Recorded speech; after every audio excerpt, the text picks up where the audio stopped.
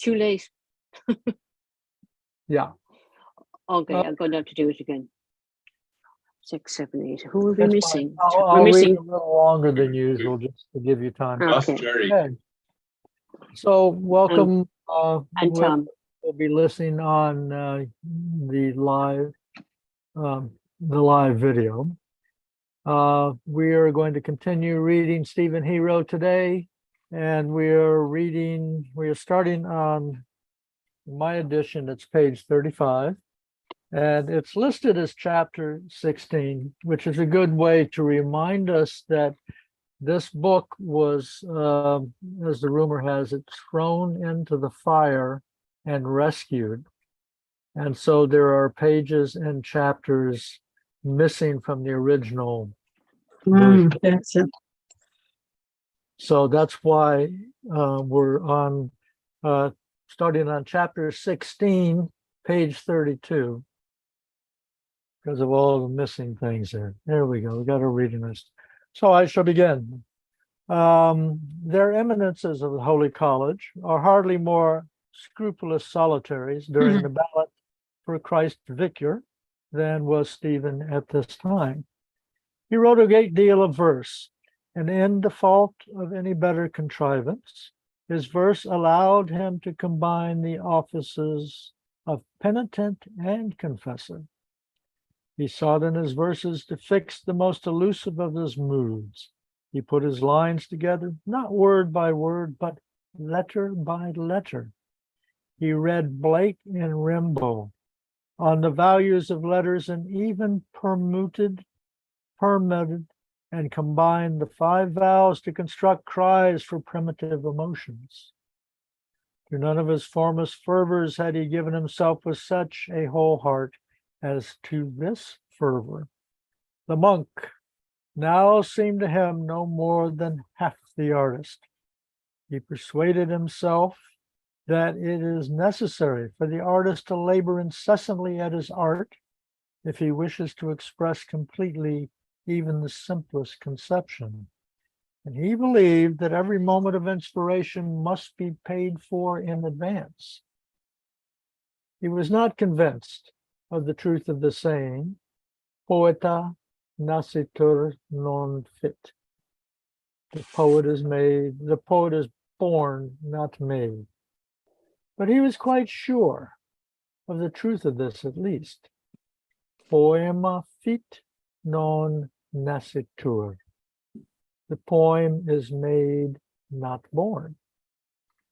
The burgher notion of the poet Byron in Undress, pouring out verses like just as a city fount pours out water, seemed to him characteristic of the most popular judgments on aesthetic matters, and he combated the notion at its root by saying solemnly to Maurice, isolation is the first principle of artistic economy. Next, please. Stephen did not attach himself to art in any spirit of youthful dilettantism, but strove to pierce to the significant heart of everything. He doubled backwards into the past of humanity and caught glimpses of emergent art as one might have a vision of the Plesiosaurus emerging from his ocean of slime. He seemed almost to hear the simple cries of fear and joy and wonder, which are antecedent to all song, the savage rhythms of men pulling at the oar, to see the rude scrawls and the portable gods of men whose legacies Leonardo and Michelangelo inherit. And over all this chaos of history and legend, of fact and supposition, he strove to draw a line of order to reduce the abyss of the past to order by a diagram.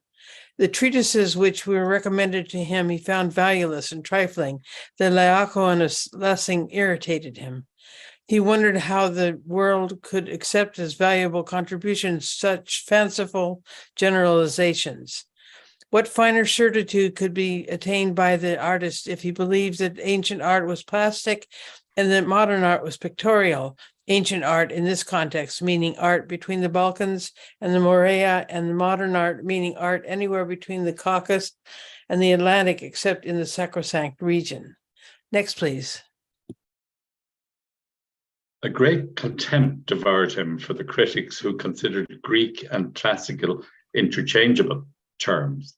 And so full was he of intemperate anger that all week Saturday, when Father Butt gave Othello as the subject for the essay of the week, Stephen lodged on the following Monday a profuse, downright protest against the masterpiece.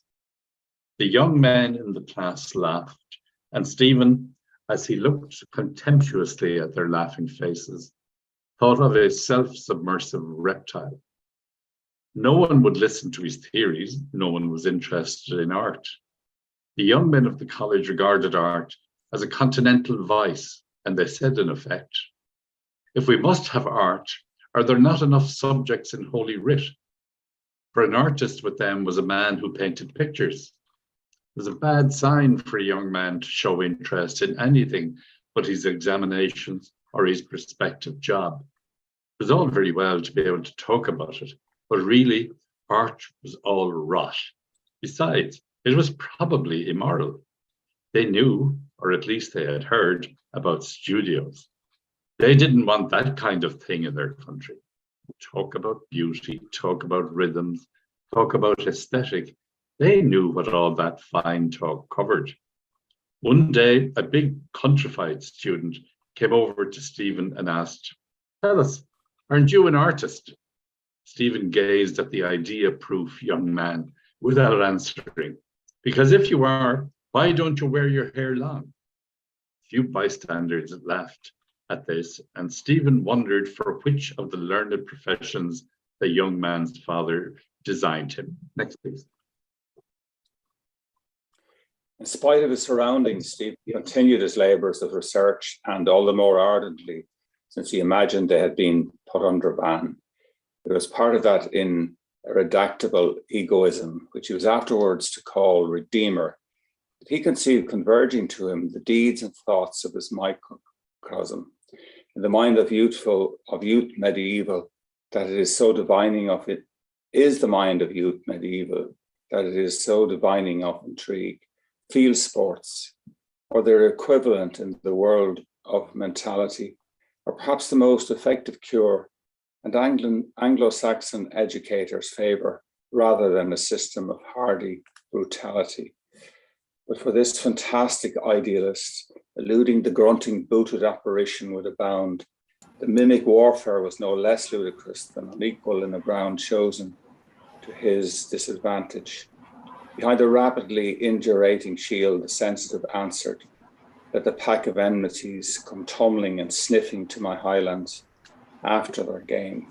This was his ground, and he flung them disdain from flashing antlers. Indeed, he felt the morning in his blood. He was aware of some movement already proceeding out in Europe. Of this last phrase, he was fond, for it seemed to him to enroll the immeasurable world before the feet of islanders. I'm just going to read that one there. The phrase occurs in Joyce's satirical poem, The Holy Office, which was written at about the same time as the present text. See Gorman, page 140. So distantly I turn to view the shamblings of the motley crew, those souls that hate the strength that mine has, settled in the school of old Aquinas. Where they have crouched and crawled and prayed, I stand the self-doomed, unafraid, unfellowed, friendless and alone, indifferent as the herringbone, firm as the mountain ridges where I flash my antlers on the air. Next.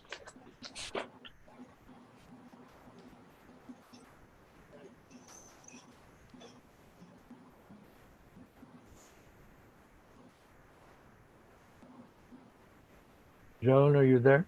Oh, I'm here. I've moved outside and the light is wrong and I can't see where I am. So it's just after, yeah, it's nothing could persuade him that the world was such. Well, it's You want just us above. to But yeah, oh, here I am. Nothing could persuade him that the world was such as Father Butt's students conceived it. He had no need for the cautions which were named indispensable, no reverence for the proprieties which were called the bases of life. He was an enigmatic figure in the midst of his shivering society, where he enjoyed a reputation. His comrades hardly knew how to venture with him, and professors pretended to think his seriousness a sufficient warrant against any practical disobedience. On his side, chastity, having been found a great inconvenience, had been quietly abandoned, and the youth amused himself in the company of certain of his fellow students, among whom, as fame went, wild living was not unknown. The rector of Belvedere had a brother who was at this time a student in the college, and one night in the gallery of the Gaiety, for Stephen had become a constant god, another Belvedere boy, who was also a student in the college, bore scandalous witness into Stephen's ear. Next, please.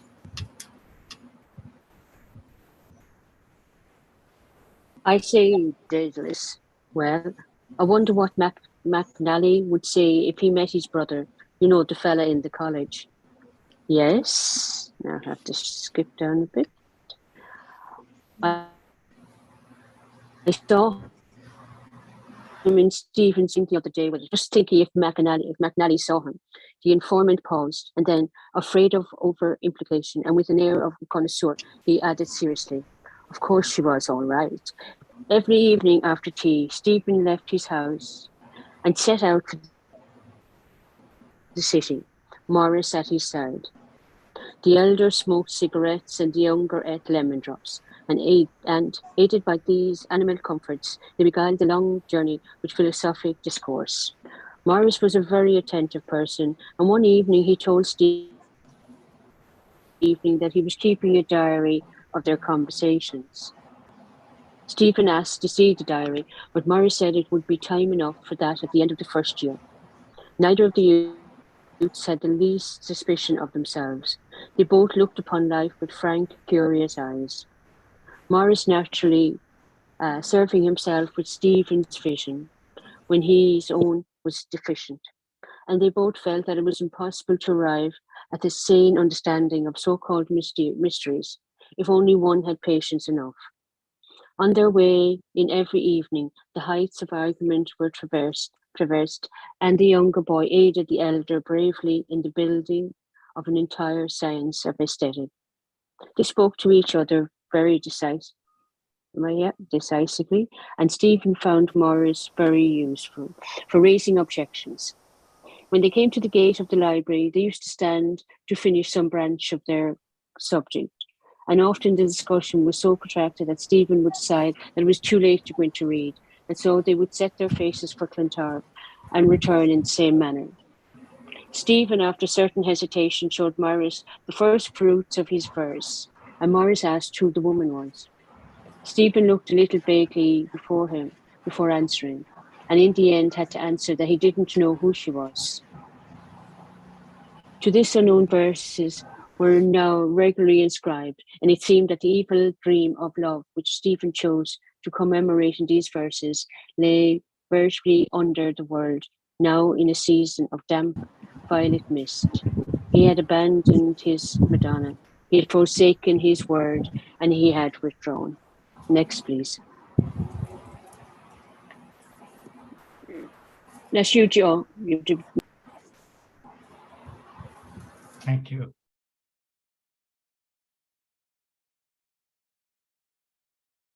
He had abandoned his Madonna, he had forsaken his word, and he had withdrawn sternly from his little world.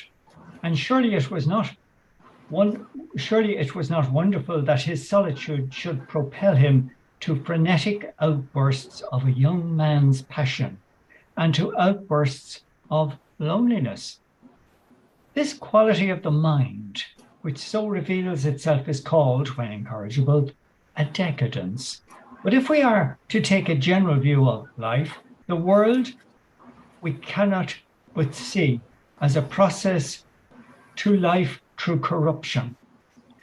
There were moments for him, however, when such a process would have seemed intolerable, life on any common terms an intolerable offence, and at such moments he prayed for nothing and lamented for nothing, but he felt a sweet sinking of consciousness that if the end came to him, it was in the arms of the unknown that it would come to him. The dawn awakens with tremulous alarms. How grey, how cold, how bare. Oh, hold me still, white arms, encircling arms, and hide me, heavy air. Life is a dream, the hour is done, and antiphon is said. We go from the light and falsehood of the sun to bleak wastes of the dead. Next, please. Little by little, Stephen became more irregular in his attendances at the college. He would leave his house every morning at the usual hour and come into the city on the tram, but always at Amiens Street Station, he would get down and walk, and as often as not, he would decide to follow some trivial indication of city life instead of entering the oppressive life of the college. He often walked thus for 7 or 8 hours at a stretch, without feeling in the least fatigued. The damp Dublin winter seemed to harmonize with his inward sense of unreadiness, and he did not allow the least of feminine provocation through torturous, unexpected ways, any more zealously than he followed through ways even less satisfying the nimble movements of the elusive one. What was that one? Arms of love that had not love's malignity, laughter running upon the mountains of which the remark and the tune and the intention all seemed to deserve. So he cast about quickly in his mind for some non-committal. You skipped a page. I blame it on my publisher. I don't have it. 37 and 38. You should be on 38. Missing 38 and 39 in my edition. Oh. So why doesn't somebody pick up from here? I'll stop and the next person will pick up 38. Arms of love that had not love's malignity, laughter running upon the mountains of the morning, an hour wherein might be encountered the incommunicable. And if the heart but trembled an instant at some approach to that, he would cry, youthfully, passionately, "It is so, it is so, life is such as I conceive it." He spurned from before him the stale maxims of the Jesuits, and he swore an oath that they should never establish over him an ascendancy. He spurned from before him a world of the higher culture, in which there was neither scholarship nor art, nor dignity of manners, a world of trivial intrigues and trivial triumphs. Above all, he spurned from before him the company of decrepit youth, and he swore an oath that never would they establish with him a compact of fraud. Fine words, fine oaths, crying bravely and passionately, even in the teeth of circumstances, were not unfrequently in the pauses of rapture, Dublin would lay a sudden hand upon his shoulder, and the chill of the commons would strike to his heart, the summons would strike to his heart. One day he passed on his homeward journey through Fairview. At the fork of the roads before the swampy beach, a big dog was recumbent. From time to time he lifted his muzzle in the vaporous air, uttering prolonged, sorrowful howl. People had gathered on the footpaths to hear him. He even made one of them till he felt the first drops of rain, and then he continued his way in silence under the dull surveillance of heaven, hearing from time to time behind him the strange lamentation. Next, please. It was natural that the more the youth sought solitude for himself, the more his society sought to prevent his purpose. Though he was still in his first year, he was considered a personality, and there were even many who thought that though his theories were a trifle ardent, they were not without meaning. Stephen came seldom to lectures, prepared nothing, and absented himself from term examinations. And not merely was no remark passed on these extravagances, but it was supposed probable that he repeated really the artistic type, and that he was, after the fashion of that little known tribe, educating himself. It must not be supposed that the popular University of Ireland lacked an intelligent center. Outside the compact body of national revivalists here and there, students who had certain ideas of their own and were more or less tolerated by their fellows. For instance, there was a serious young feminist named McCain, a blunt, brisk figure wearing a cavalier beard and shooting suit, and a steadfast reader of the Review of Reviews. The student of the college did not understand what manner of ideas he favored, and they rewarded his originality sufficiently by calling him knickerbockers. Next. He was also the college orator, a most amenable young man, spoke at all meetings. Cranley, too, was a personality, and Madden had soon been recognized as the spokesman of the patriotic party. Stephen may be said to have occupied the position of notable extraordinary. Very few had ever heard of the writers he was reported to read, and those who had knew them to be mad fellows. At the same time, Stephen's manner was so unbending to all, it was supposed that he had preserved his sanity entire and safely braved temptations. People began to defer to him, to invite him to their houses, and to present serious cases to him. His were simply theories, and as he had not yet committed no breach of the law, he was respectively invited to read a paper before the Literary and Historical Society of the college. The date was fixed for the end of March, and the title of the paper was announced as Drama and Life. Many risked the peril of rebuff to engage the young eccentric in talk, but Stephen preserved a disdainful silence.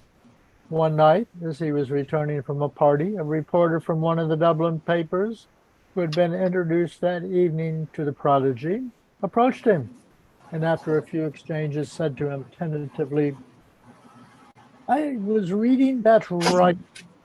What's this you call him? Maeterlinck the other day. You know?" "Yes. I was reading The Intruder, I think was the name of it. Very curious play." Stephen, who had no wish to talk to the man about Maeterlinck, on the other hand, did not like to offend by the silence, which the remark and the tone and the intention all seemed to deserve. So he cast about quickly in his mind for some non-committal banality with which to pay the debt. At last he said, it would be hard to put it on the stage. The journalist, quite satisfied at this exchange, as if it were just this impression and no other that Maeterlinck's play had produced in him, he assented with conviction. "Oh, yes, next to impossible. Next, please." Allusions of such a kind to what he held so dear at heart wounded Stephen deeply. It must be said simply and at once that at this time Stephen suffered the most enduring influence of his life. The spectacle of the world which his intelligence presented to him with every sordid and deceptive detail set side by side with the spectacle of the world which the monster in him, now grown to a reasonably heroic stage, presented also, had often filled him with such sudden despair as could be assuaged only by melancholy versing. He had all but decided to consider the two worlds as aliens one to another, however disguised or expressed the most utter of pessimisms, when he encountered through the medium of hardly procured translations the spirit of Heinrich Ibsen. He understood that spirit instantaneously. Some years before, this same instantaneous understanding had occurred when he had read the very puzzled apologetic account which Rousseau's English biographer had given of the young philosopher's stealing his mistress' spoons and allowing a servant girl to be accused of the theft at the very moment when he was beginning his struggle for truth and liberty. Just as then, with the perverse philosopher, so now, Ibsen had no need of apologist or critic. The minds of the Old Norse poet and of the perturbed young Celt met in a moment of radiant simultaneity. Stephen was captivated first by the evident excellence of the art. He was not long before he began to affirm, out of a sufficiently scanty knowledge of the tract, of course, that Ibsen was the first among the dramatists of the world. Next, please. In translations of the Hindu or Greek or Chinese theatres, he found only anticipations of or attempts, and in the French classical and the English romantic theatres, anticipations less distinct and attempts less successful. But it was not only this excellence which captivated him. It was not that which he greeted gladly with an entire joyful spiritual salutation. It was the very spirit of Ibsen himself that was discerned, moving behind the impersonal manner of the artist. Ibsen with his profound self-approval, Ibsen with his haughty, disillusioned courage, Ibsen with his minute and willful energy, a mind of sincere and boy-like bravery, disillusioned pride of minute and willful energy. Let the world solve itself. Sorry, we have a footnote. The change wording is written in pencil in the margin, perhaps at a later date than that of the manuscript. Let the world solve itself in whatsoever fashion it pleased. Let its putative maker justify himself by whatsoever processes seem good to him. One could scarcely advance the dignity of the human attitude a step beyond this answer. Here, and not in Shakespeare or Goethe, was the successor to the first poet of the Europeans. Here, as only to such purpose in Dante, a human personality had been found united with an artistic manner, which was itself almost a natural phenomenon, and the spirit of the time united one more readily with the Norwegian than with the Florentine. Next, please. The young men of the college had not the least idea who Ibsen was, but from what they could gather here and there, they surmised that he must be one of the aesthetic writers whom the papal secretary put on the index. It was a novelty to hear anyone mention such a name in their college, but as the professors gave no lead in condemnation, they concluded that they had better wait. Meanwhile, they were somewhat impressed. Many now began to say that though Ibsen was immoral, he was a great writer, and one of the professors was heard to say that when he was in Berlin last summer on his holidays, there had been a great deal of talk about some play of Ibsen's which was being performed at one of the theaters. Stephen had begun to study Danish instead of preparing his course for the examination, and this fact was magnified into a report that he was a competent Danish scholar. That youth was astute enough to profit by rumors which he took no trouble to contradict. He smiled to think that these people in their hearts feared him as an infidel, and he marveled at the quality of their supposed beliefs. Father Butt talked to him a great deal, and Stephen was nothing loath to make himself the herald of a new order. He never spoke with heat, and he argued always as if he did not greatly care which way the argument went, at the same time never losing a point. The Jesuits in their flocks may have said to themselves, the youthful seeming independent, we know, and the appeasable patriot, we know, but what are you? They played up to him very well, considering their disadvantages, and Stephen could not understand why they took the trouble to humor him. Next, please. You kind of skipped me there, Joan. So I'm sorry. You're okay. I can't see who's talking. I'm outside. I'll take it there now, yeah. Yes, Okay. yes, said Father, but one day after one of these scenes, I quite see your point. It would apply, of course, to the dramas of Turgenev.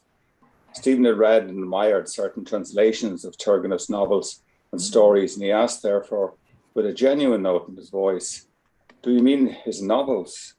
"Novels, yes," said Father Butt swiftly, "his novels, to be sure. But of course they are dramas, are they not, Mr. Dedalus?" Very often Stephen used to visit a house in Donnybrook, the atmosphere of which was compact of liberal patriotism and orthodox study. There were several marriageable daughters in the family, and whenever any promise on the part of a young student was signalled, he was sure to receive an invitation to the house. The young feminist McCann was a constant visitor there, and Madden used to visit occasionally. The father of the family was an elderly man who played chess on week evenings with his grown-up sons and assisted on Sunday evenings at a round of games and music. The music was supplied by Stephen.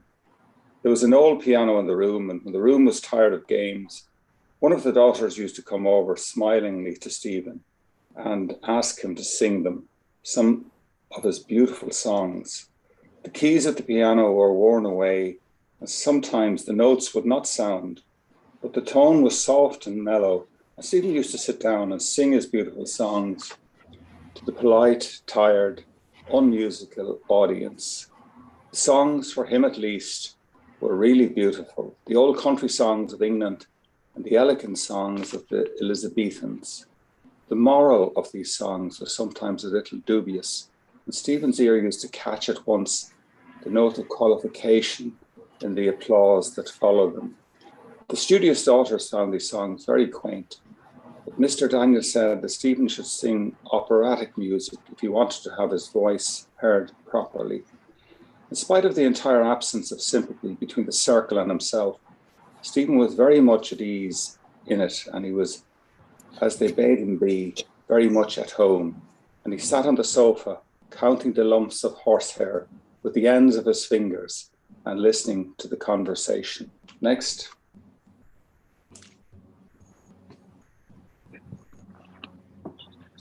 The young men and the daughters amused themselves tolerably under Mr. Daniel's eyes. But whenever there was an approach to artistic matters during the process of their games, Stephen, with egotistic humour, imagined him proprietary. He could see seriousness developing on the shrewd features of a young man who had to put a certain question to one of the daughters.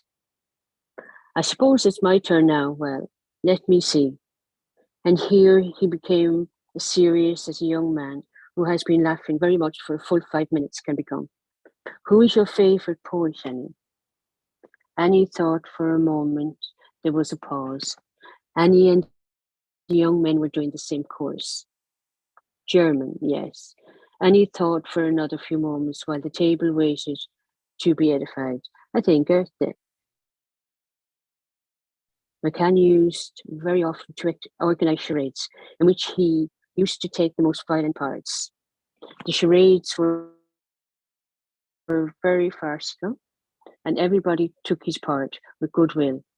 Stephen as well as the others. Stephen would play often, play his quiet, deliberate manner off against McCann's uproarious acting, and for this reason the two were often picked together. These charades wearied Stephen a little, but McCann was very much given to organising them, as he was of the opinion that amusement is necessary for the bodily welfare of mankind. The young feminist's northern accent always excited laughter, and his face, adorned with his cavalier beard, was certainly capable of brazen grimaces. In the college, McCann had never been assimilated on account of his ideas, but here he partook of the inner life of the family. And there's an asterisk. Opposite this paragraph, the words "fancy dress ball, Emma" are written in red crayon. Okay. In this house, it was the custom to call a young visitor by his Christian name. A little too soon, and though Stephen was spared the compliment, McCann was never spoken of as anything but Phil. Stephen used to call him Bonnie Dundee, nonsensically associating his brisk name and his brisk manner with the sound of the line, "Come fill up my cup, come fill up my can." Next, please. Whenever the evening assumed the character of a serious affair, Mr. Daniel would be asked to recite something for the company. Mr. Daniel had formerly been the manager of a theatre in Wexford, and he had often spoken at public meetings through the country. He recited national pieces in stern, declamatory fashion amid attentive silence. The daughters also recited. During these recitations, Stephen's eye never moved from the picture of the Sacred Heart, which hung right above the head of the reciter's head. The Miss Daniels were not so imposing as their father, and their dress, word crossed out so as to be illegible, somewhat colleen. Jesus, moreover, exposed his heart somewhat too obviously in the cheap print, and Stephen's thoughts were usually fascinated to a pleasant stupor by these twin futilities. A parliamentary charade was frequented. Mr. Daniel had sat for his country some years before, and for this reason he was chosen to impersonate the Speaker of the House. McCann always represented a member of the opposition, and he spoke point blank. Then a member would protest, and there would be a make-believe of parliamentary manners. "Mr. Speaker, I must ask order. You know it's a lie. You must withdraw, sir." As I was saying before the honourable gentleman interrupted, I won't withdraw. I must ask honourable members to preserve order in the House. I won't withdraw. Order. Next, please. Another favorite was Who's Who. A person goes out of the room, and the rest of the company choose the name of someone who is supposed to have special attractions for the absent player. This latter, when he returns to the company, has to ask questions all around and try to guess the game. This game was generally used to the discomfiture of the young male guests, for the manner in which it was played suggested that each young student had an affair of the heart with some young lady within tolerable distance of him. But the young men, who were at first surprised by these implications, ended by looking as if they thought the sagacity of the other players had just forestalled them in an unexpected, not unpleasant discovery. No such suggestion could be seriously made by the company to fit Stephen's case, and so the first time he played the game, they chose differently for him. The players were unable to answer his questions when he returned to the room, such questions as, where does the person live? Is the person married or single? What age is the person? Could not be answered by the circle until the can had been consulted in a swift undertow. The answer, Norway, gave Stephen the clue at once, and so the game ended, and the company proceeded to divert themselves as before the serious interruption. Stephen sat down beside one of the daughters and, while admiring the rural comeliness of her features, waited quietly for her first word, which he knew would destroy his satisfaction. Her large, handsome eyes looked at him for a while as if they were about to trust him. And then she said, "How did you guess it so quickly?" "I knew you meant him, but you're wrong about his age." Others had heard this, but she was impressed by a possible vastness of the unknown, complimented to confer with one who conferred directly with the exceptional. She leaned forward to speak with soft seriousness. Next. "Why, how old is he?" "Over 70. "Is he?" Stephen now imagined that he explored this region differently, and he would have discontinued his visits had not two causes induced him to continue. The first cause was the unpleasant character of his home, and the second was the curiosity occasioned by the advent of a new figure. One evening, while he was musing on the horsehair sofa, he heard his name called and stood up to be introduced. A dark, full-figured girl was standing before him, and without waiting for Miss Daniels' introduction, she said, "I think we know each other already." She sat beside him on the sofa, and he found out that she was studying in the same college with the Miss Daniels, and that she always signed her name in Irish. She said Stephen should learn Irish too and join the League. A young man of the company, whose face wore always the same look of studied purpose, spoke with her across Stephen, addressing her familiarly by her Irish name.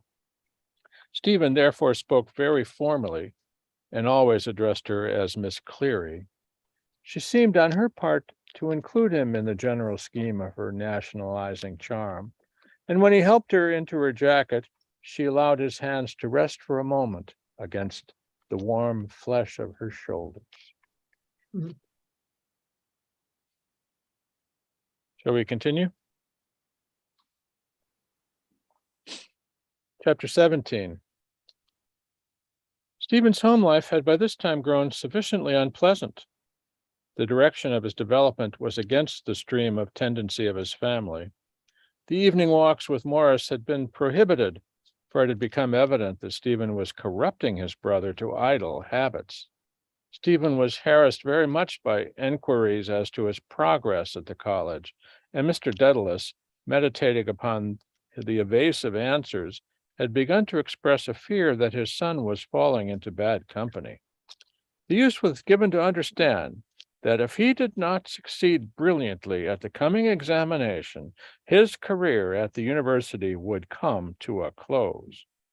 He was not greatly troubled by this warning, for he knew that his fate was, in this respect, with his godfather and not with his father.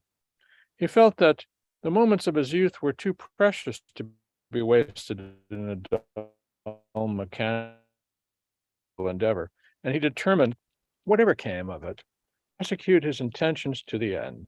His family expected that he would at once follow the path of remunerative respectability and save the situation, but he could not satisfy his family. He thanked their intention. It had first fulfilled him with egoism, and he rejoiced that his life had been so self-centered.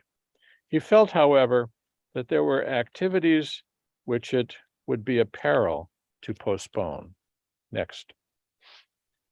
Maurice accepted this prohibition with a bad grace and had to be restrained by his brother from overt disobedience. Stephen himself bore it lightly because he could ease himself greatly in solitude and for human channels. At the worst, he could resort to a few of his college companions. He was now busily preparing his paper for the Literary and Historical Society, and he took every precaution to ensure in it a maximum of explosive force. It seemed to him that the students might need only the word to enkindle them towards liberty, or that at least his trumpet call might bring to his side a certain minority of the elect. McCann was the auditor of the society, and as he was anxious to know the trend of Stephen's paper, the two used often to leave the library at 10 o'clock and walk towards the auditor's lodgings, discussing. McCann enjoyed the reputation of a fearless, free-spoken young man, but Stephen found it difficult to bring him to any fixed terms on matters which were held to be dangerous ground. McCann would talk freely on feminism and on rational life. He believed that the sexes should be educated together in order to accustom them early to each other's influences, and he believed that women should be afforded the same opportunities as were afforded to the so-called superior sex. And he believed that women had the right to compete with men in every branch of social and intellectual activity. He also held the opinion that a man should live without using any kind of stimulant, that he had a moral obligation to transmit to posterity sound minds in sound bodies, and that he should not allow himself to be dictated to on the subject of dress by any conventions. Stephen delighted to riddle these theories with agile bullets. Next. You would have no sphere of life close to them? Certainly not. Would you have the soldiery, the police, and the fire brigade recruited also from them? there are certain social duties for which women are physically unfitted. I believe you.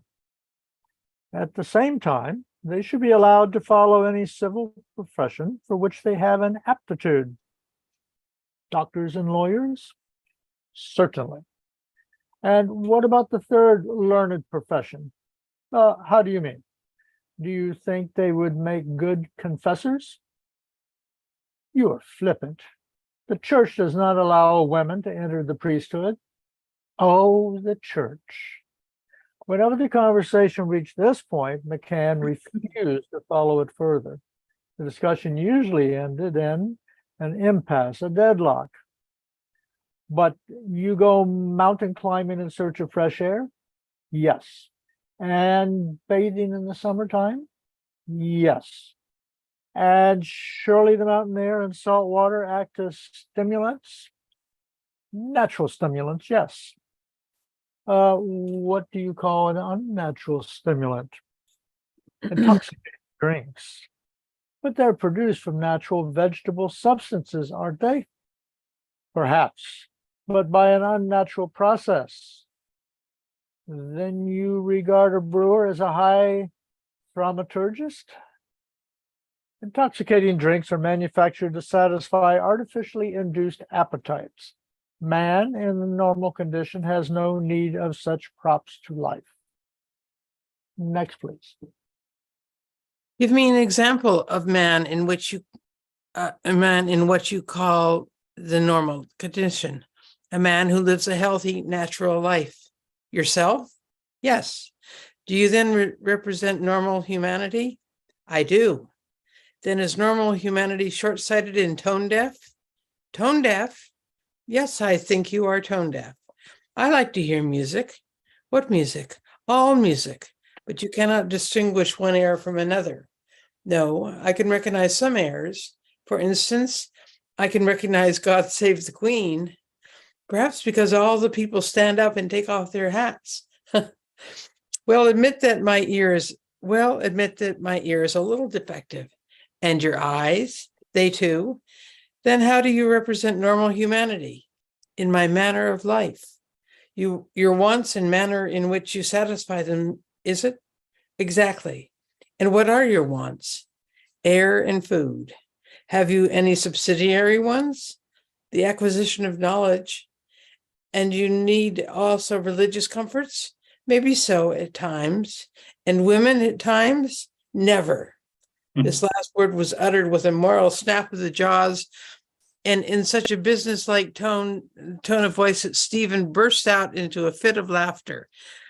As for the fact, though he was very suspicious in this matter, Stephen was inclined to believe in McCann's chastity, and much as he disliked it, he chose to contemplate it rather than the contrary phenomena. He almost trembled to think of that horizon doggedness working its way backwards. Next, please.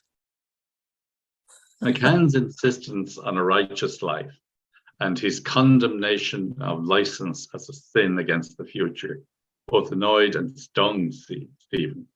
It annoyed him because it savoured so strongly of paterfamiliasis, and it stung him because it seemed to judge him incapable of that part.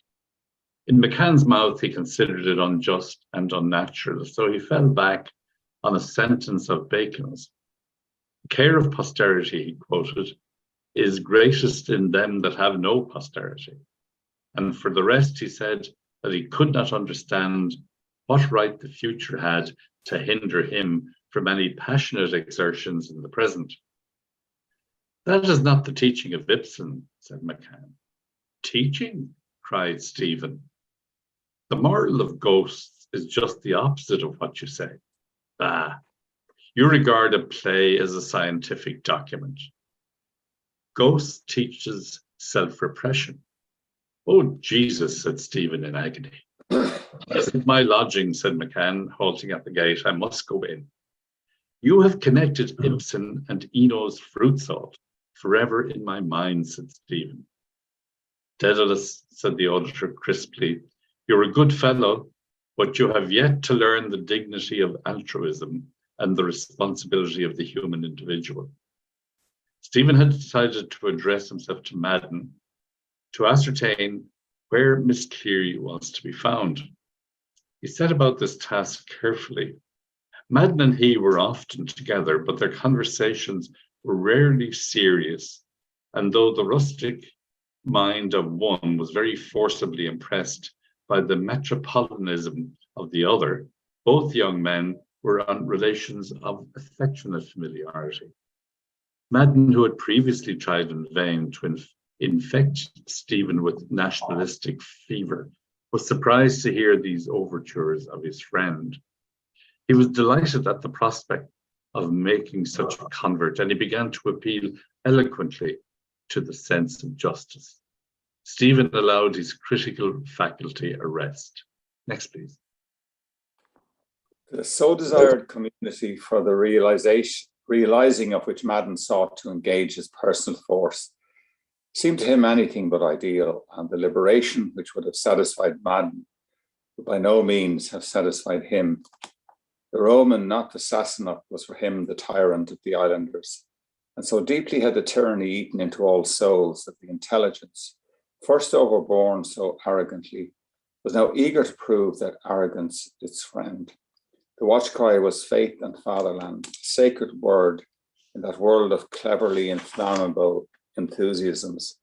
With literal obedience and with annual doles, the Irish bid eagerly for the honour which was studiously withheld from them, to be given to nations which in the past as in the present had never bent the knee but in defiance, while the multitude of preachers assure them that high honours were on the way and encourage them ever to hope. The last should be first, according to the Christian sentiment, and whosoever humbled himself, exalted, and in reward for several centuries of obscure fidelity, the Pope's Holiness had presented a tardy cardinal to an island which was for him, perhaps, only the afterthought of Europe. Madden was prepared to admit the truth of much of this, but he gave Stephen to understand that the new movement was politic. If the least infidelity were hoisted at the standard, the people would not flock to it. And for this reason, the promoters desired, as far as possible, to work hand in hand with the priests.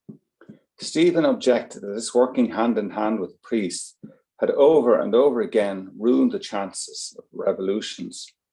Madden agreed, but now at least the priests were on the side of the people.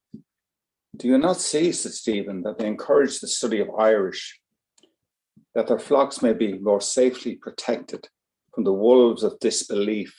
They consider it as an opportunity to withdraw the people into a past of literal implicit fate. But recently, our peasant has nothing to gain from English literature. But really, our peasant has nothing to gain from English literature. Rubbish. Modern, at least, you yourself are always railing. English is the medium for the continent. We want an Irish Ireland. It seems to me you do not care what banality a man expresses, so long as he expresses it in Irish. In Joyce's notes for Stephen Hero, printed by Gorman, page 135, appear the words Ireland, an afterthought of Europe. Next.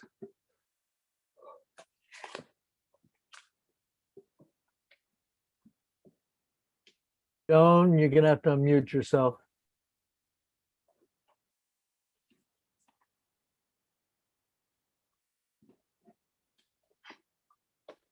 There you go. Great. I do not agree with your modern notions. We want to have nothing of this English civilization. But the civilization of which you speak is not English, it is Aryan. The modern notions are not English. They point the way of Aryan civilization. You want our peasants to ape the gross materialism of the Yorkshire peasant. One would imagine the country was inhabited by cherubim. Damn me, if I see much difference in peasants. They all seem to me like one another, as a peas cod is like another peas cod. The Yorkshireman is perhaps better fed.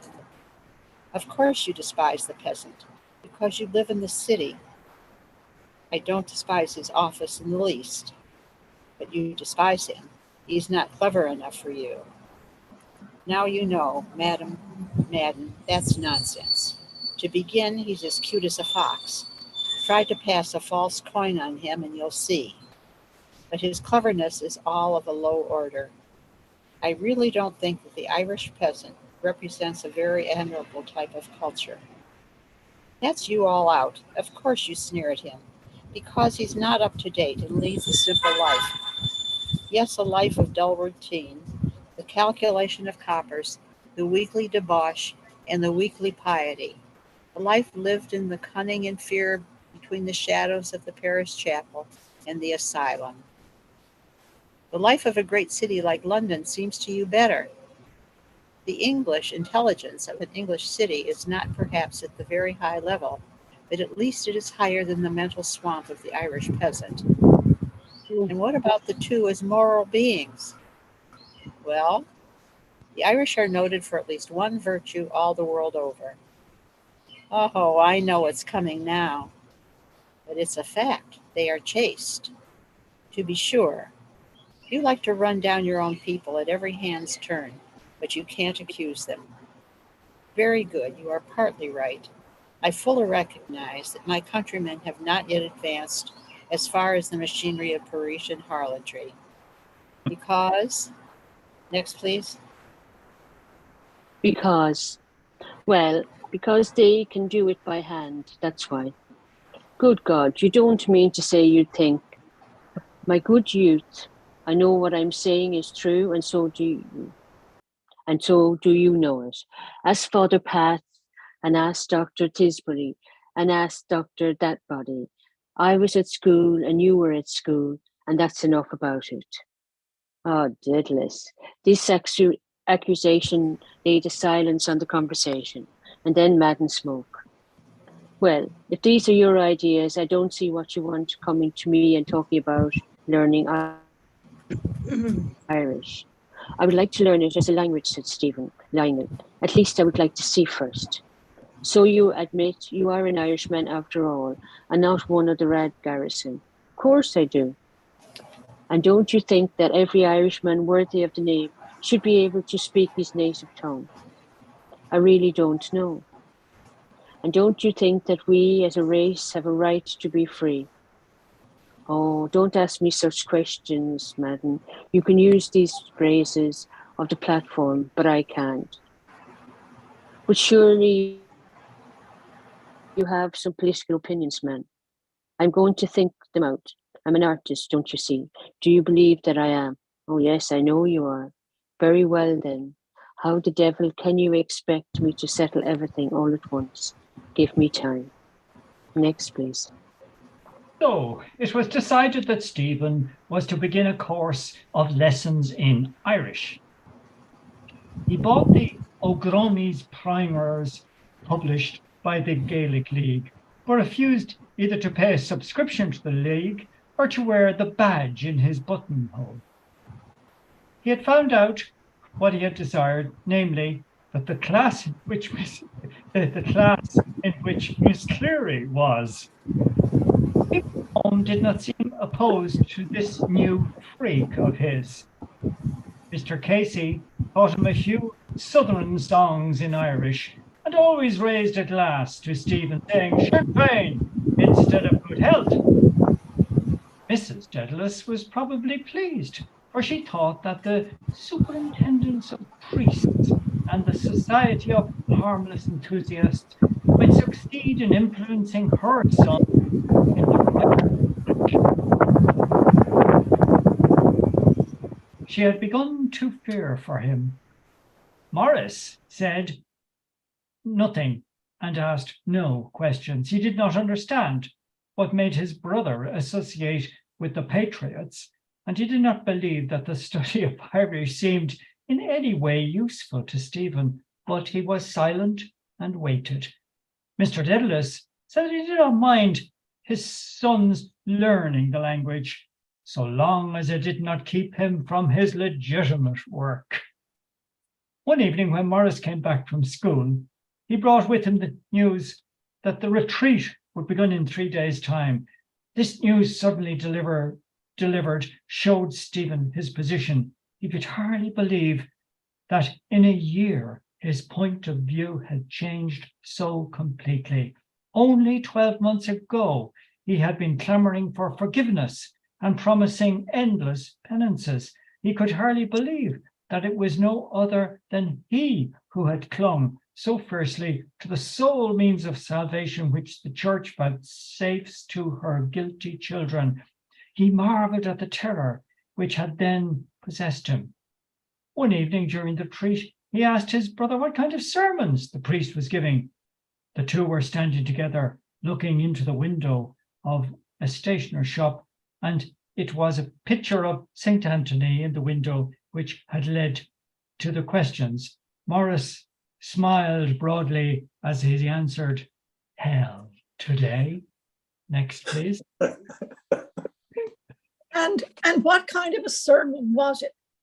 Usual kind of thing, stink in the morning and pain and loss in the evening. Stephen laughed and looked at the square-shouldered boy beside him. Morris announced facts in a dry, satirical voice, and his cloudy complexion did not change color when he laughed.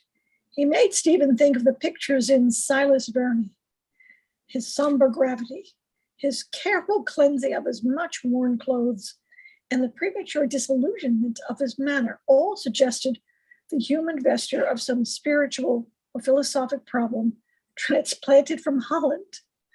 Stephen did not know in what stage the problem was, and he thought it was wiser to allow its own path of solution. "Do you know what the priest told us also?" asked Morris after a pause. "What?" "He said we weren't to have companions, that we weren't to go for walks in the evening with any special companions. If we wanted to take a walk, he said, a lot of us were to go together." Stephen halted in the street and struck the palms of his hands together. "What's up with you?" said Morris. "I know what's up with them," said Stephen. "They're afraid." "Of course they're afraid," said Morris gravely. "By the by, of course, you have made the retreat?" "Oh, yes, I'm going to the altar in the morning." "Are you really?" "Tell the truth, Stephen. When Mother gives you the money on Sunday to go in to short 12 in Marlborough Street, do you really go to Mass?" Stephen colored slightly. "Why do you ask that? Tell the truth."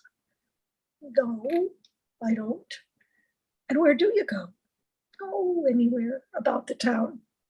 "So I thought." "You're a cute fellow," said Stephen in a sideways fashion. "Might I ask, do you go to Mass yourself?" "Oh, yes," said Morris. They walked on for a short time in silence. Then Morris said, "I have bad hearing." Stephen made no remark. "And I think I must be a little stupid." "How's that?" In his heart, Stephen felt he was condemning his brother. In that instance, he could not admit that freedom from strict religious influence was desirable. It seemed to him that anyone who would contemplate the condition of his soul in such a prosaic matter was not worthy of freedom and was fit only for the severest shackles of the church. "Well, today, the priest was telling us a true story. It was about the death of the drunkard. The priest came in to see him, and he talked to him and asked him to say he was sorry and to promise to give up drink. The man felt he was going to die in a few minutes, but he sat upright in his bed, the priest said, and pulled out a black bottle from under the bedclothes. Well, and said, 'Father, if this was to be the last I was ever to drink in this world, I must drink it.' Well, so he drained the bottle dry. That very moment he dropped dead," said the priest, lowering his voice. "That man fell dead in the bed, stone dead. He died and went." He spoke so low that I couldn't hear, but I wanted to know where the man went. So I leaned forward to hear and hit my nose a wallop against the bench in front. While I was rubbing it, the fellows knelt down to say the prayer, so I didn't hear where he went. Haven't I stupid? Next. Stephen exploded in laughter. He laughed so loudly that the people who were passing turned to look at him and had to smile themselves by attraction. He put his hands to his sides, and the tears almost fell out of his eyes Every glimpse he caught of Morris's solemn olive-colored face set him off on a new burst. He could say nothing between times, but I'd have given anything to have seen it, Father, if this was the lad. And you with your mouth open, I'd have given anything to have seen it. The Irish class was held every Wednesday night in a back room on the second floor of a house in O'Connell Street. The class consisted of 6 young men and 3 young women. The teacher was a young man in spectacles with a very sick-looking face and a very crooked mouth. He spoke in a high-pitched voice and with a cutting northern accent. He never lost an opportunity of sneering at Seanism and at those who would not learn their native tongue. He said that Béarla was the language of commerce and Irish the speech of the soul, and he had 2 witticisms which always made the class laugh. One was the almighty dollar, and the other was the spiritual Saxon. Everyone regarded Mr. Hughes as a great enthusiast, and some thought he had a great career before him as an orator. On Friday nights, when there was a public meeting of the League, he often spoke, but as he did not know enough Irish, he always excused himself at the beginning of a speech for having to speak to the audience in the language of the spiritual Saxon. At the end of every speech, he quoted a piece of verse. He scoffed very much at Trinity College and at the Irish Parliamentary Party. He could not regard as patriots men who had taken oaths of allegiance to the Queen of England, and he could not regard as a national university an institution which did not express the religious convictions of the majority of the Irish people. His speeches were always loudly applauded, and Stephen heard some of the audience say that they were sure he would be a great success at the bar.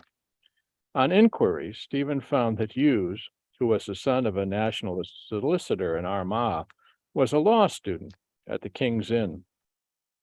The Irish class which Stephen attended was held in a very sparsely furnished room, lit by a gas jet which had a broken globe. Over the mantelpiece hung the picture of a priest with a beard, who Stephen found was Father O'Growney. It was a beginner's class, and its progress was retarded by the stupidity of 2 of the young men. The others in the class learned quickly and worked very hard. Stephen found it very troublesome to pronounce the gutturals, but he did the best he could. The class was very serious and patriotic. The only time Stephen found it inclined to levity was at the lesson which introduced the word graw. The 3 young women laughed, and the 2 stupid young men laughed, finding something very funny in the Irish word for love, or perhaps in the notion itself. But Mr. Hughes and the other 3 young men and Stephen were all very grave. When the excitement of the word had passed, Stephen's attention was attracted to the younger of the stupid young men, who was still blushing violently. His blush continued for such a long time that Stephen began to feel nervous. The young man grew more and more confused, and what was worse was that he was making all this confusion for himself, for no one in the class but Stephen seemed to have noticed him. He continued so till the end of the hour, never once daring to raise his eyes from the book, and when he had occasion to use his handkerchief, he did so stealthily with his left hand. Next. The meetings on Friday nights were public and were largely patronized by priests. The organizers brought in reports from different districts, and the priests made speeches of exhortation. 2 young men would then be called on for songs in Irish, and when it was time for the whole company to break up, all would rise and sing the rallying song.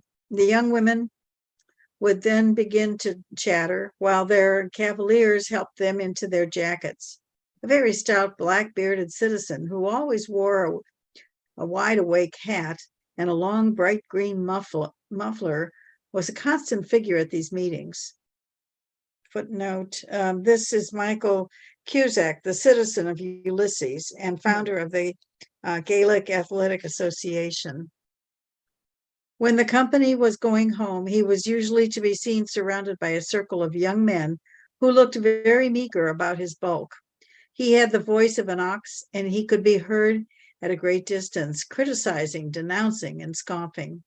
His circle was the Separatist Center, and in it reigned the irreconcilable temper. It had its headquarters in Cooney's tobacco shop, where the members sat every evening in the divan, talking Irish loudly and smoking churchwardens. To this circle, Madden, who was the captain of a club of hurley players, reported the muscular condition of the young irreconcilables under his charge, and the editor of the weekly journal of the Irreconcilable Party, that's Arthur Griffin and the United Irishmen, reported any signs of philocentrism, which he had observed in the Paris newspaper. By all this society, liberty was held to be the chief desirable. The members of it were fierce Democrats. The liberty they desired for themselves was mainly a liberty of costume and vocabulary, and Stephen could hardly understand how such a poor scarecrow of liberty could bring into their serious human beings to their knees in worship. As in the Daniels household, he had seen people playing at being important. So here he saw people playing at being free. He saw that many political absurdities arose from the lack of a just sense of comparison in public men. The orators of this patriotic party were not ashamed to cite the precedents of Switzerland and France. The intelligence centers of the movement were so scantily supplied that the analogies that they gave out as exact and potent were really analogies built haphazard upon very inexact knowledge. The cry of a solitary Frenchman, Abbé L'Angleterre, at a Celtic reunion in Paris would be made by these enthusiasts the subject of a leading article in which one would be shown the immense of aid for Ireland from the French government. Next. Okay, I'm just going to finish this paragraph and then we're going to stop for the day. A glowing example was to be found for Ireland in the case of Hungary, for an example, as these patriots imagine, of a long-suffering minority entitled by every right of race and justice to a separate freedom, finally emancipating itself. In emulation of that achievement, bodies of the young Gaels conflicted murderously in the Phoenix Park with wacky hurley sticks, thrice armed in their just quarrel, since their revolution had been blessed for them by the anointed, and the same bodies were set aflame with indignation by the unwelcome presence of any young skeptic who was aware of the capable aggressions of the Magyars upon the Latin and Slav and Teutonic populations greater than themselves in number, which were politically allied to them, and of a potency of a single regiment of infantry to hold in check a town of 20,000 inhabitants. There we go. Fantastic. All right. Bravo. Yes. Bravo. Yeah, I really like this book. I do It's too. amazing. The writing is nowhere near the quality of the other writings, but there's so much meat. Yes. Yeah. Exactly. All the little Exactly. points here. It's fantastic. It's like a diary. Yeah, he's Yeah, telling yeah. us more, yeah. Yeah, And it's very, very think funny. Joyce tried to get down every last thing he could. Yeah, yeah. Mhm. Which This this is why it was 1,000 and some pages long. Yeah. But this is a view of developments we don't know about. With this, we are brought up, my generation brought up to the official party line. Mhm. This is telling us what people thought at the time. And it's amazing to do, you know, it's like it makes you laugh, but it's also very, very serious. Yeah. And I think it's incredible. And, you know, you kind of marvel at how Joyce, and I think he was only about 20 at this time, and that Yeah. how he had accumulated all Yeah. this Yeah. knowledge and insight, and all thought out basically by himself. And he was able to, you know, argue his case, and, you know, and also underlying everything was this terrific sense of humor that he had. all the time there, you know, Yeah. and some of those exchanges in it, I mean, it's hilarious. It's, you know, you could see him teasing it out, like, you know, with Morris and that, you know, it's fabulous. I love that conversation about having no special companions. Yeah.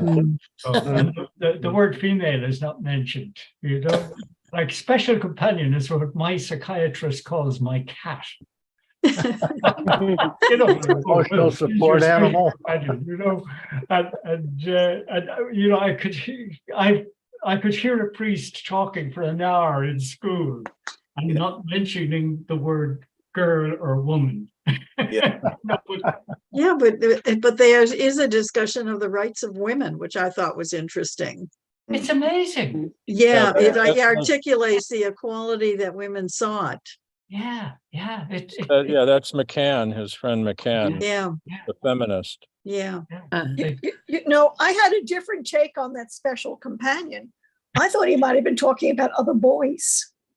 Mm. It could just as well have been. Yeah. I think the priest may have actually just been worried about any two young people going off together in the evening. Yeah. Mhm. I think you could be right, Bill. You know, because two guys going off with, let's leave homosexuality aside, they just might meet two girls. And that would be worse than one. Right, or they might have a conversation and some sort of intellectual conversation that leads them astray. Dangerously radical conversations. Yes, yeah, it's all there. It's such a cultural thing, though, because I know if you travel at all, I've spent time in India and Kashmir, and it's so common to see two young men or middle-aged men walking hand in hand, talking to one another. You know, they're just good friends, and they that intimacy is so natural to them, and it's absolutely not at all sexual. It's just human companionship. It's a beautiful thing. Yeah. But the Irish in particular, I think the Irish priests are just horrified or afraid of what that might lead to. Could lead to dancing. Yeah. Yes, we were encouraged to go around in groups. Yeah. Yeah. And certainly there was no holding hands in it, be it boys or girls. No.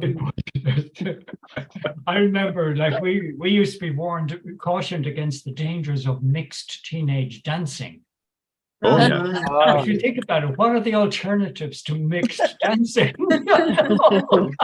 Flamenco. And certainly in slow dancing, you had to make sure that there was enough room between the couple for the Holy Spirit. And the local priests would go around these dances and sort of check couples that were spooching together. And the line was, leave enough room for the Holy Spirit. Oh, no. And that's the 1950s. All right, big Bible. That's half a century later. Yeah. It could also be where the Irish national dancing, why you have to hold your arms so tightly to your side, lest you might accidentally touch one another. Yeah. And Joyce manages to tell it in a way that, like, he's making fun of it without you realizing, you know, just Denton talks about being for coeducational schools. Now, I went to a Catholic grade school that was boys and girls, but we had separate playgrounds. We were not allowed to interact at all with the opposite sex until we graduated from 8th grade, and then suddenly they had a dance, and we were supposed to know how to behave with one another. So of course, all the boys standing on one side of the room, all the girls standing on the other side. A few of the braver ones, like myself, asked the attractive girls to go ahead and dance a little bit, but under the watchful eyes of all of our parents and the priests. Oh, yes. We had a phenomenon of dance halls. Sorry, Bill. Yeah, go ahead. I chose a particularly buxom young 13-year-old girl to frug with and dance with. And I could hear my father happened to come up behind me, and I heard a guy with him talking to my father, and the guy says to my father, "You don't have to worry about this one." And my father laughed. I saw laughed and laughed. Oh my. Yeah. Yeah. We had a phenomenon in Ireland in the 50s, 60s called the ballrooms, and show bands played, but invariably it was the parish hall was the ballroom run by the clergy. Right. But boys and girls, like your story, Bill, stood on both sides of the hall.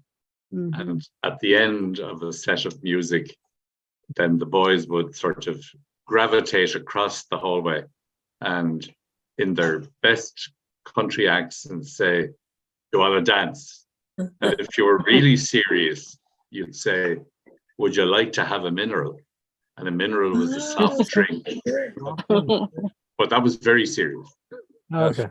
Okay. Ballroom of romance. Under Ballroom of romance, everyone, exactly. Yeah. under everyone's watchful eye, and everything would be reported to your parents, and Yes. Mhm. the whole rest of the town, who you chose to dance with, and what the Yeah. yeah. Oh yeah, the KGB, nothing on those guys. You know that like anything happens, you found yourself in an office the next day explaining your behavior. You know, but that was my sister, father. You know,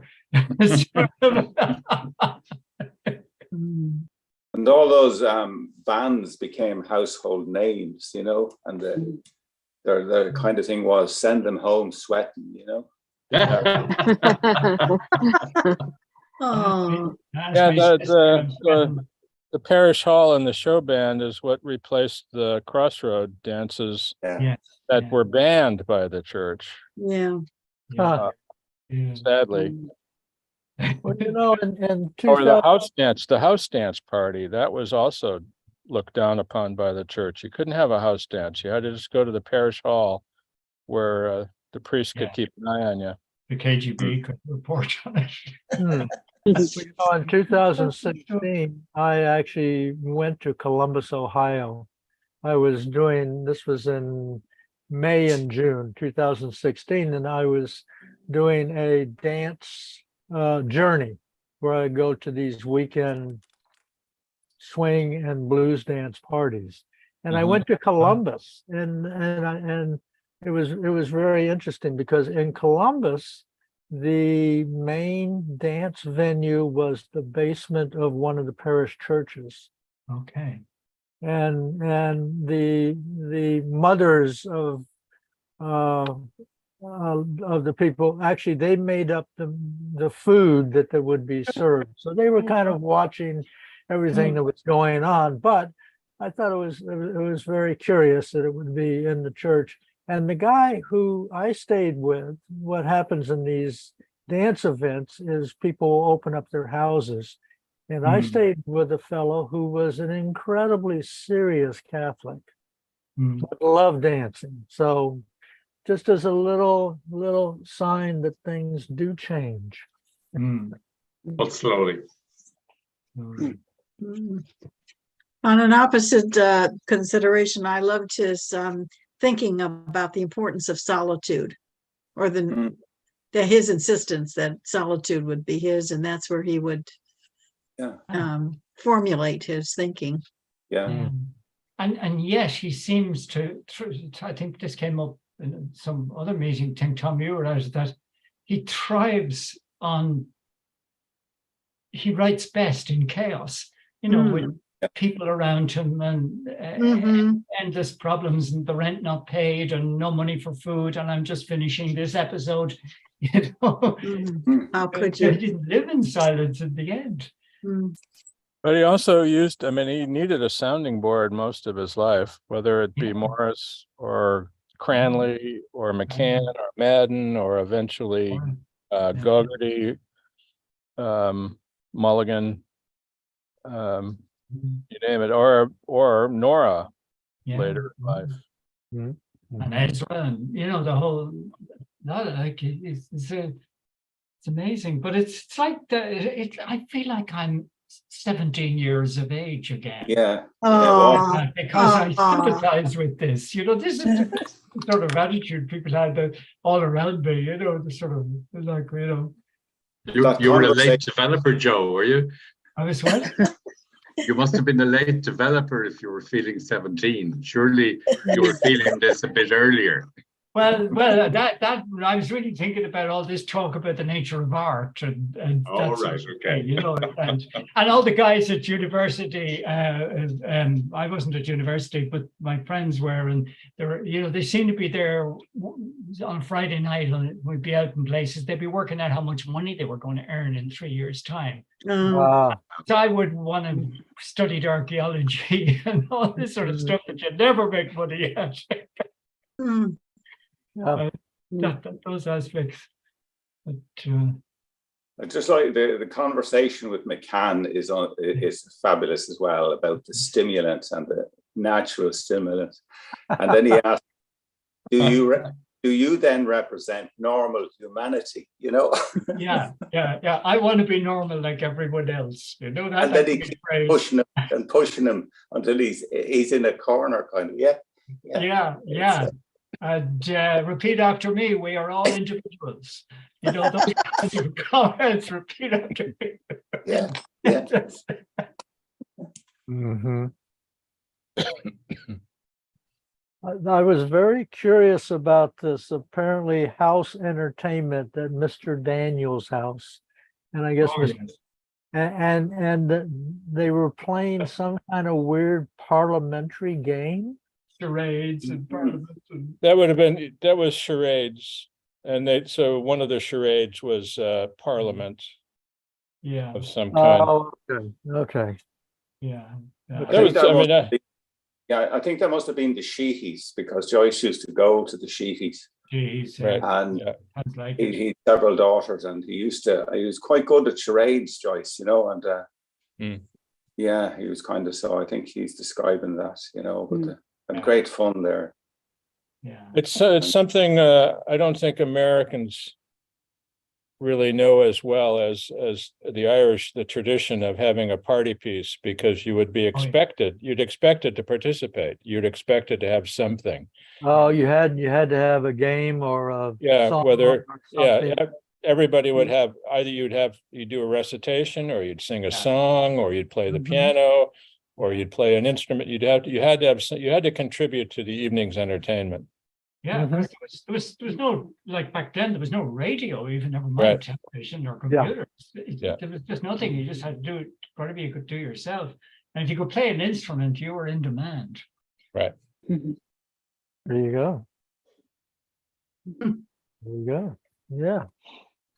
I also love, once again, when he was kind of poking fun at himself when he makes this remark that he was going to basically pontificate about Ibsen, and he puts in a little sentence there that kind of confesses that he really didn't know that much about Ibsen at that time that he was pontificating, but he was going to pontificate anyway.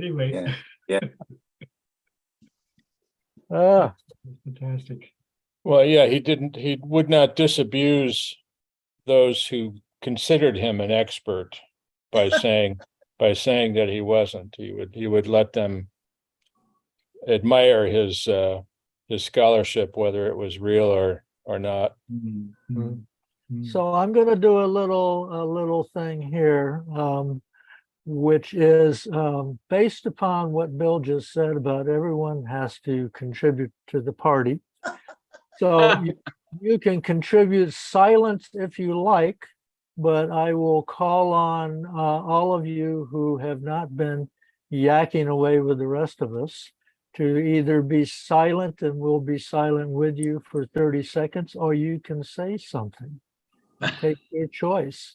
And I'm going to start with Katrina. 30 seconds? More than 30 seconds, but at least a silence of 30 seconds. I guess I don't understand. So anyway, can I? Anything you have to say about what we've read today, or I loved it. I thought a lot of it was funny. I thought it really gives a background to Stephen's attitude towards other people. Really, really details what we see of him, but we see how it's developed. And I also am often silent because I just so much enjoy learning from all of you, and I really appreciate that very much. Excellent, excellent. Lois, you Well, I've been busy looking up the definition of unhanzoned. okay. And it says, not given deserved honor, respect, or recognition. So I guess if you are given deserved honor or respect and recognition, you are hanzoned. That's my contribution. Okay, thank you very much. Joan, I'll have to ask you to turn on your microphone, but I would like to hear from you as well. Can you hear me, Joan? You'll have to turn on your microphone.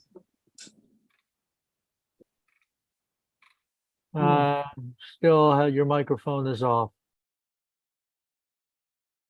Okay, well, forgive me. I had turned your microphone off because there were street noises coming in. Oh, yeah. So, okay. Oh, is that what they were from? Yeah. So, Ann Meisner?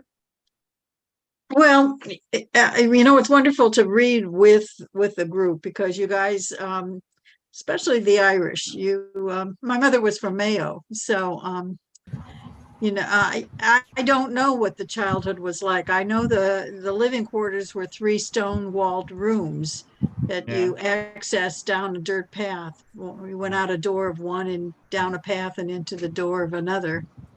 I don't know how they ever raised a family of 15 children in those circumstances. I mean, from food to healthcare to just getting along with people in such a small area facility. But anyway, so when we read Joyce living in the city of Dublin, it's so contrary to what the life was like in Mayo for the peasantry. So my mind is always trying to filter in something that informs my family history. Great. So I think some of that self-entertainment would have been a big part of your family's home life as well. The fact that there were 15 kids and Oh yeah. they would have entertained themselves with storytelling and songs and and the poet would come by to stay and give the story, or the priest would come by to say the mass, and how you would put forth a good table of food for the priest and the Shanachie. Yes, that's the word. That's where the crossroad dances in the summer weather. Because that's where the shortest route was through the crossroad. That's where people met. Right. Yeah. And Mass, of course, was a great social occasion for exchanging information about how the farm was going, and looking for someone to help with this, and looking to do such and sell that. That sort of exchanging of things and ideas, and that's how love also bloomed at the crossroads too, because I think the custom was you wouldn't really court someone in your own village necessarily, but you couldn't go farther away than the next village, because you'd have to walk there and back every night. So meeting at the crossroads was a great way to see what the prospects were in all the directions. And that gave rise to the phrase "someone was walking out." Yes. So man and boy and girl were going together. They were walking out together, and you would sometimes hear of individuals who were particularly well walked. That's Greta and her friend Michael Fury. Yes. Walked out together. They were walking out. That's right. Yeah. I think Joe. Can I just go back to Anne's point and Meisner's point about the Mass? And I think what you're referring to, Anne, is what was called station, Stations, Yeah. yeah. where Okay. the priest would come and say mass in the home. And Yes. the neighbors were invited, and Yeah. a good table was set for Yeah. everybody to enjoy. But that wouldn't have happened if you had 15 kids, I'm afraid. Yeah, right. No room, yeah. Joan, I think you actually have your microphone Yes, unmuted now. Yes. Well, I just first wanted just to apologize. Such a beautiful day here. I wanted to sit outside, but I can't see my screen. All So, right. so It's Okay. pretty obvious because we can only So- see your Oh, see, forehead. and yes, I live on a fairly main street, and there is a lot of traffic. And there were some dogs playing next door too. They were having a wonderful time, but I imagine they were barking a little bit. But I see beards, and I didn't know whose beard I'm looking at, so I was a little late. But it's interesting to me. So much of what you're saying is new to me, and I find that very interesting. And I also find like the portrait of an artist, it is interesting to see how so much of this contributes to how the life that Joyce made for himself eventually. Yeah. Mhm. Good, good. I think we'll conclude. We'll ask Anne Doyle to. What do I think? I think it's absolutely amazing. I'm really getting to know and to understand Joyce. And I feel it's something you have to read after you've read other things, because it explains so much. Mhm. You know, even the simple part about Michael Cusack, he actually had met him. So now I kind of understand, and his description of this big bulk who's roaring. And he just I find it absolutely incredible. And I love knowing like what the influences were and what he's really thinking, and getting to really know the artist. Just, it's wonderful. Yeah. And It's I take your- interesting. It's interesting that we can kind of place this in time in relation to Portrait too, because he in this chapter he talks about it was a year ago when Joyce was at the Yeah. retreat, and was so convinced of trying to turn over a new leaf and become this chaste young Exactly. subtlist. But it's a year later and he's a new man. Yeah, I hope it would be interesting, with apologies to Joe Kenny, since he has an original, a very early copy of this, if they find some of those missing pages, which probably contain the retreat, the early version of the Oh, yes. retreat about Oh, health. my. Yeah. Yeah. If not, Joe could write it himself, and we can. There we go. There Oh, we sure. go. Why not? Joe can write it, and then we need a trickster who can plant it. Yeah. I wonder how much it would be worth then if I wrote it and it was found. There you go. There you go. Sell it to some university. Oh, my. Well, I think we'll wrap it up at this Yeah, stage. thank Yeah. you. Okay. Thank you. Um, Thank we Thank will- you, Duncan. Thanks, Thank you. everybody. Thank you all very, Thank very everyone. much. Bye-bye, Bye. everybody.